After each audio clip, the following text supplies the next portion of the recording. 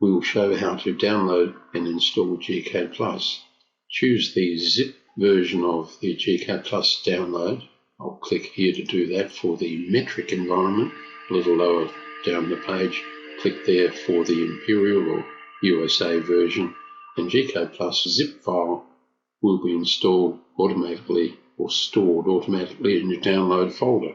We'll start Windows Explorer and navigate to the Downloads folder, and then you'll find the zip file. When you select the zip file, notice that a tab called Compressed Folder Tools appears.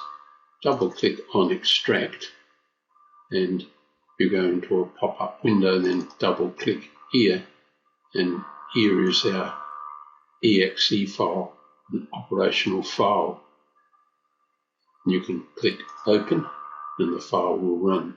So we brought it down as a zip file, extracted from the zip file an exe file, and we're about to run through the automatic setup for, in this case, gCADPlus version 10. So if you say yes and then accept all of the defaults, I'll run through a couple of these. So we agree to the license, then next, and so on. Just accept all the defaults and you'll find gCADPlus will be installed and there'll be a shortcut on the desktop. Double click that shortcut and gCADPlus will open. Well, here we are in the gCADPlus opening screen. We suggest you go File and New and just pick one of these template files. There are a number of them there. There's a front garden, so let's pick it. So it pops a drawing up ready for you to manipulate.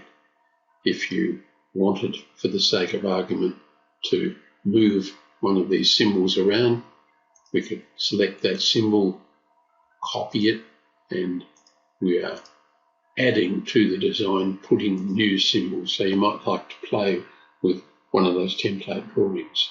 Notice that there is a plant schedule, and the plant schedule is derived or developed from the tools that are in the gCADPlus drop-down menu. Don't forget, on the web we have a complete user guide, and there are lots of web pages with embedded movies showing you how to do things in gCADPlus. Have fun.